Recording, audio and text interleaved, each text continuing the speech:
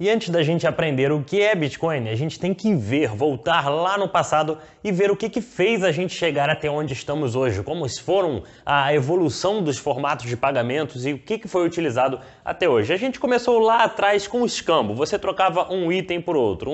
Uma pessoa pegava uma galinha, trocava por um milho, pegava soja, trocava por qualquer outro tipo de alimento e assim era muito difícil você conseguir precificar esses itens. E aí a sociedade foi ficando cada vez mais moderna, o ouro sempre foi algo muito utilizado desde o passado e as pessoas começaram a criar moedas de metais. Então criava pequenas moedas de ouro que essas serviam como moeda de pagamento. Você trocava ouro por outro item e aí as pessoas começavam a guardar ouro, que era uma commodity. E o ouro vale por quê, né? A gente tem que começar a entender também por que o ouro é um metal precioso. Bem, ele tem uma usabilidade muito grande. Você consegue utilizar ouro em 500 coisas diferentes. Você tem uma usabilidade enorme. O ouro é um metal mais puro que existe na Terra e ele tem uma dificuldade de extração. Então é difícil você ter acesso ao ouro. Não é algo abundante que qualquer pessoa pode ir lá e extrair ouro com uma certa facilidade. E ele tem uma escassez, ele tem um limite. Você tem um limite de ouro hoje no mundo e se você extrair todo esse ouro do solo, né, quanto mais você extrai do solo, mais difícil fica para você extrair o próximo, ou seja, a dificuldade de extração do ouro tende a aumentar. Quanto mais você tira, mais fundo você tem que cavar para extrair o próximo. E hoje ele tem uma escassez enorme que se você pegar 2 piscinas olímpicas dessas das Olimpíadas, você não tem ouro suficiente para encher essas 2 piscinas. Então é um ativo extremamente escasso, com uma dificuldade de você chegar até ele e uma usabilidade enorme. Isso que atrela um grande valor ao ouro. Então as pessoas começaram a utilizar as moedas de metais para fazer pagamentos. Era muito mais fácil eu sair com uma moeda de ouro do que carregando uma galinha para trocar por qualquer outro tipo de item. E logo depois, os ourives da época, né, os ourives que faziam as moedinhas de ouro, eles falavam, cara, olha só, é muito complicado as pessoas ficarem transportando ouro, guardando ouro em casa e não era seguro. Imagina, você tem o seu ouro guardado em casa, chega uma pessoa, entra na sua casa, pega todo o seu ouro, sai fora e aí você não tem a segurança de ter aquele material com você. E aí os ourives da época, eles pensaram o seguinte, olha só, eu faço as moedinhas de ouro, eu posso guardar para vocês e eu emito um papel que quem tem esse papel tem direito a vir aqui comigo e buscar esse ouro. Então aí foi criado o papel moeda. A primeira vez que um papel moeda de valor foi criado foi porque os ourives guardavam os ouros com ele e ele emitia um papel, te dava um papel e falava assim, olha, vai e gasta esse papel, quem estiver com esse papel pode vir aqui e buscar essa moedinha de ouro que eu vou trocar por esse papel. E a sociedade foi ficando cada vez mais moderna, né? Veio os governos e tudo mais, criaram os bancos. E aí os bancos falaram, não, agora quem vai comandar isso sou eu, a nossa moeda vai ser o dólar, a nossa moeda vai ser o real, a nossa moeda vai ser o euro, cada governo tinha uma moeda diferente e o dólar, por exemplo, o governo falou, minha moeda agora é o dólar, então eu vou começar a emitir papel, eu vou dar papel, começar a botar papel para circular na sociedade, mas eu vou ter ouro guardado, porque ouro é um metal precioso, o ouro tende a valorizar devido às características dele, né, a usabilidade, dificuldade, escassez, ele tende a valorizar a longo prazo. Commodities como os metais preciosos tendem a subir a longo prazo. Então, os governos falaram, estou começando a emitir papel, mas eu vou guardar esse ouro. Então, para cada $1 gerado na nossa moeda, né, fiat, são as moedas de papel, a gente no mundo das criptomoedas chamamos de fiat. Tudo que é moeda de papel, a gente tem um nome de fiat. E aí o governo americano começou a emitir o dólar, começava a guardar ouro e para cada $1 criado, ele tinha que comprar $1 em ouro. Então você tem a impressora, né, literalmente o governo americano tinha impressora para começar a imprimir o que ele queria de dólar, mas ele tinha que ter guardado no banco uma reserva em ouro. Então emitiu $1, tinha que ter $1 em ouro guardado. Em 1972, a confiança já, em 1972 ou 73, a confiança do governo, a confiança do dólar, os Estados Unidos crescendo muito, começou a ficar muito forte. E aí o governo pensou o seguinte, olha só, eu não preciso guardar todo esse ouro não. A confiança do papel é a confiança no governo, é a confiança na gente. Eu não preciso guardar todo o ouro para provar que aquele meu dólar vale de fato $1.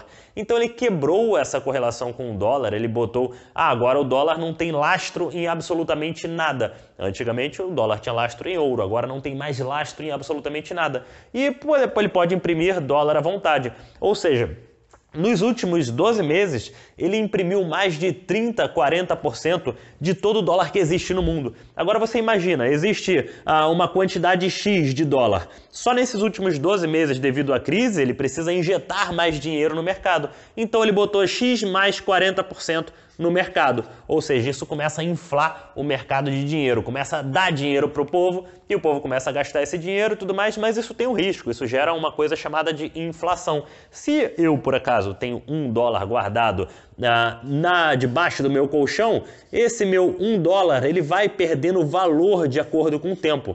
Quanto mais dólar entra no mercado, mais o meu dólar guardado ele vai desvalorizando. Isso aconteceu a mesma coisa com o real. R$100 em 1994 tinha um poder de compra que hoje é equivalente a R$16,95. Então imagina só, você tinha R$100 em 94, a inflação vai comendo, esse seu dinheiro vai passando a valer cada vez menos e hoje ele vale R$16,95. Então o seu poder de compra vai sempre perdendo de acordo com a quantidade de real, a quantidade de moedas fiat que você tem, porque você está no total controle de algo que não tem lastro e que pode ser emitido à vontade. Então vamos lá, se tem 100 pessoas com dinheiro no banco e essas 100 pessoas quiserem sacar esse dinheiro ao mesmo tempo, os bancos não são obrigados a ter todo esse valor disponível em caixa, eles são obrigados a ter pelo menos 1/5, 1/10 de todo esse valor, porque eles emprestam esse dinheiro para terceiros e aí esses terceiros podem começar a não pagar.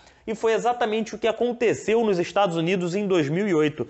Os bancos começaram a pegar créditos e créditos podres e eles vendiam crédito podre como um supercrédito AAA. Lá eles chamam de AAA, né? Quando você tem um supercrédito muito bem alinhado e que você pode emprestar muito dinheiro para determinada pessoa, que ela tem uma grande chance de te pagar de volta. Então você tinha o AAA e na verdade era um crédito podre disfarçado por trás disso. Tem até um filme, que eu vou deixar o nome do filme aqui, que é muito bom vocês assistirem, de como funcionou essa crise de 2008.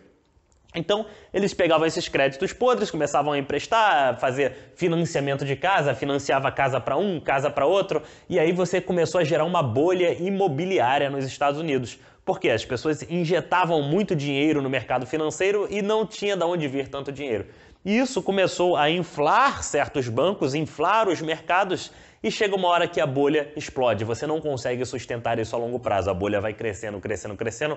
Uma hora qualquer alfinetada e essa bolha, pum, vira pó. Então, em 2008, aconteceu uma grande crise nos Estados Unidos que derrubou os mercados como um todo, afundou todos os mercados e alguns bancos, né, começaram a entrar em falência. Então, quando o banco vai entrar em falência, ou o governo americano ou o governo fala assim, olha só, banco, pô, você fez uma M general aí, então ou o governo vai ter que imprimir mais 2 bilhões, 10 bilhões para ajudar o banco a sair da lama, ou ele vai deixar o banco quebrar e com isso, com o banco quebrando, todas as pessoas que têm capital dentro desse banco acabam perdendo o seu dinheiro também. Então o governo tem aquela decisão, ou eu vou imprimir e injetar mais dinheiro no mercado, ou eu vou deixar ele se cuidar da vida dele, enfim, não vou ajudá-lo. Mas às vezes o banco está tão alavancado que o débito que ele criou é monstruoso.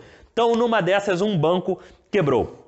E aí quando esse banco quebrou em 2008, existia uma gangue, né, digamos assim, de hackers do bem, eram chamados de cypherpunks. E esses cypherpunks começaram a olhar e falar, cara, o sistema financeiro hoje está totalmente errado. Antigamente era muito mais seguro porque eu tinha um lastro na minha moeda, eu tinha algo de valor de fato guardado que essa minha moeda de hoje, minha moeda fiat, ela não podia desvalorizar porque ela era atrelada a algum bem. Mas do jeito que está, todo mundo imprimindo dinheiro, emprestando para cá, se alavancando ali, isso não está dando certo e isso não vai funcionar. E eles começaram a discutir uma maneira, né, de como você poderia criar uma moeda, criar algo que tivesse de fato um lastro ou que não tivesse um dono da impressora que podia puxar a alavanca ali e saía de dinheiro adoidado. E começaram a estudar essa possibilidade. Já tinham tentado lá em 98, na década de 90, criar uma moeda digital, uma moeda para funcionar 100% na internet, chamada de DigiCash. Só que tudo que está na internet, você pode dar um Ctrl+C, Ctrl+V, o famoso copiar e colar. E aí você tinha uma unidade de DigiCash, você poderia copiar e colar e essa uma unidade virava quantidades infinitas de moedas. Então você podia pagar um para cá, copiava e colava para lá, enfim, não funcionou, porque tudo que está online, você pega um arquivo, você copia e cola e você consegue jogar ele para diversas pessoas ao mesmo tempo. É como se você estivesse compartilhando uma imagem no WhatsApp, por exemplo. Você pode mandar para milhares de pessoas a mesma imagem e isso aconteceu com essa moeda digital lá nos anos de 90. E aí a gente começou a tentar, esses cypherpunks do bem começaram a tentar desenvolver um jeito de uma moeda que funcionasse somente pela internet. Porque hoje, na nossa era digital, de todo o dinheiro que existe no mundo, de todo o dinheiro que existe de fato, imagina, você tem 100 reais na sua conta. Esses 100 reais que você tem na sua conta são 100% digital. Ele está na sua conta, você transfere para uma outra conta bancária, ele vai de forma 100% digital.